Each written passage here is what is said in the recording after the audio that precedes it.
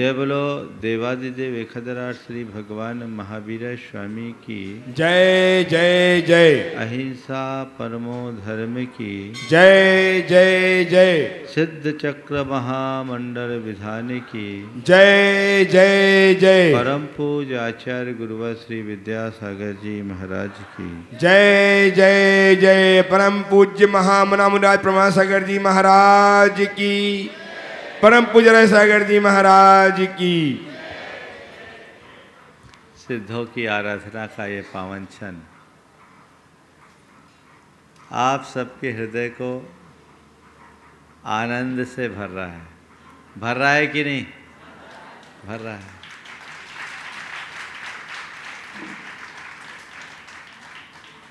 जब सिद्धों की आराधना में इतना आनंद है तो सिद्धों को कैसा आनंद होगा? आप लोग ये बता पाएंगे कि आपके हृदय में आनंद क्यों है? क्यों है आनंद? बोलो। पूजा है। ये आनंद क्यों है? बहन जी बोल रही है विशुद्धि बढ़ रही है, आनंद है ना? तो मैं आप सबसे केवल इतना कहना चाहता हूँ, अपने जीवन को सदाबहार आनंदमय बनाना चाहते हो तो अपने हृदय की विशुद्धि को बढ़ाते जाओ, आनंद ही आनंद होगा। दो शब्द है, एक है विशुद्धि और दूसरा शब्द है संक्लेश। संक्लेश आकुलता है और विशुद्धि में आनंद है। जब भी हमारा मन विशुद्धि से भरता है, अलग प्रकार का अहोभाव पनपता है, और जब मन में संक्लेश आता है, आकुलता, दुख, क्षोभ, भय या अहम जैसे परिणाम प्रकट होते हैं। जिस परमात्मा की हम यहाँ आराधना कर रहे हैं वे इन सब से ऊपर उठे हुए हैं और इनसे ऊपर उठकर परम आनंद के धाम में लीन है। हमें चाहिए कि हम अपने हृदय की विशुद्धि को उत्तरोत्तर बढ़ाएं। मैं आपसे कहूँगा, सिद्धि के लिए विधान मत करो, शुद्धि के लिए विधान करो, विशुद्धि के लिए विधान करो। हम में अशुद्धि है, इसे विशुद्धि में अशुद्धि में शुद्धि आ जाए तो हमारी सिद्धि हो गई। और उस शुद्धि के लिए क्या करना है? केवल और केवल विशुद्धि लाना है। हम लोगों को एक कहा जाता है कि भगवान की पूजा भक्ति से पुण्य बंधता है। बंधता है कि नहीं बंधता? महाराज उसी आशा में तो यहाँ आए हैं। भगवान की भक्ति से पुण्य बंधता है, ये हमने शास्त्रों में पढ़ा है, गुरुओं के मुख से सुना है।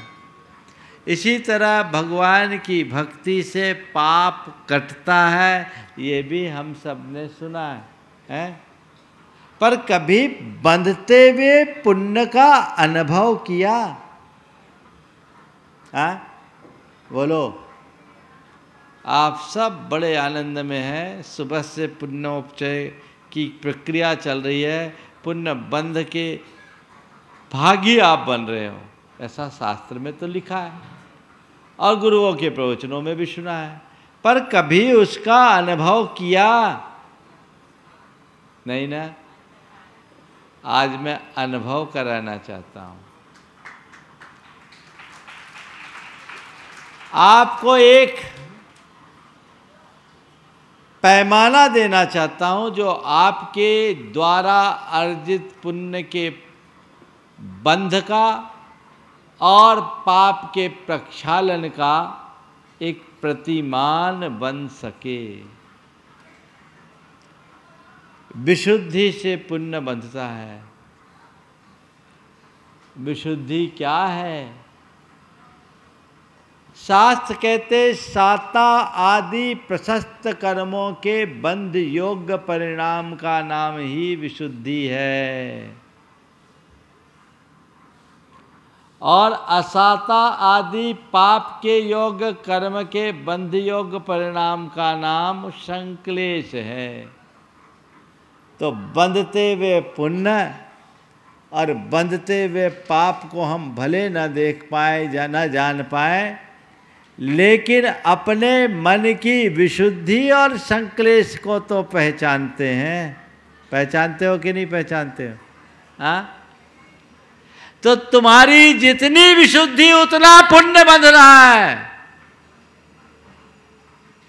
और जितना संक्लेश है उतना पाप। तो संक्लेश का तो यहाँ काम नहीं।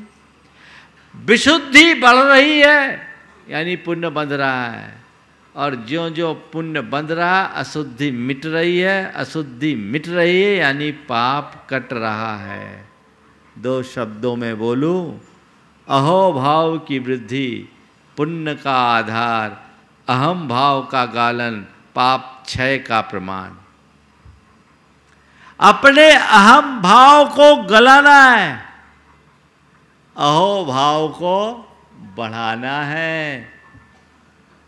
हृदय में उमंग उत्पन्न हो, उल्लास एक एक अर्घ में ऐसा कि अगर बस चले तो मैं अपना रोम रोम अर्पित कर दूं।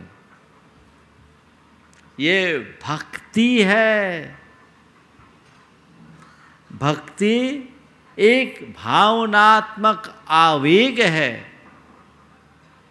जो प्रभु के गुणानुराग से प्रकट होती है। उस भक्ति की धारा को आप जितनी प्रगाढ़ता से प्रवाहित करेंगे, आपके जीवन में उतनी ही आनंदानुभूति होगी। उत्तरोत्तर बढ़े। सब भूल जाना, कमर दुख रहा है, पांव दुख रहे हैं, सिर दुख रहा है, ये सब कब? जब तुम्हारा ध्यान शरीर पर जाएगा तब। और अगर अपना कनेक्शन भगवान से जोड़ लिए तो सब भूल जाओगे। सबको भूल करके लगो। देखो रावण ने भगवान की भक्ति की, भक्ति करते करते बीना के तार टूटे तो अपने नसों के जाल को खींचकर उसने सितार बना लिया, बीना बना लिया और भक्ति की।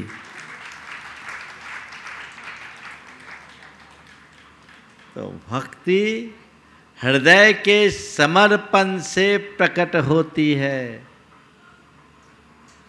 आप लोग बोलते रोम रोम से निकले नाम, गुरुवर या प्रभुवर नाम तुम्हारा, पर रोम रोम से बोलोगे तब ना निकलेगा। और रोम रोम से बोलने के लिए रोम रोम अर्पित कर दो।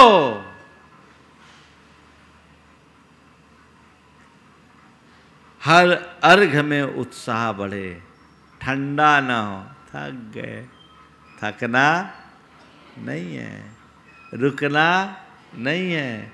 सिद्धों के दरबार में अपना स्थायी आसन बनाना है। तो आप सबको लाभ मिलेगा, आनंद आएगा।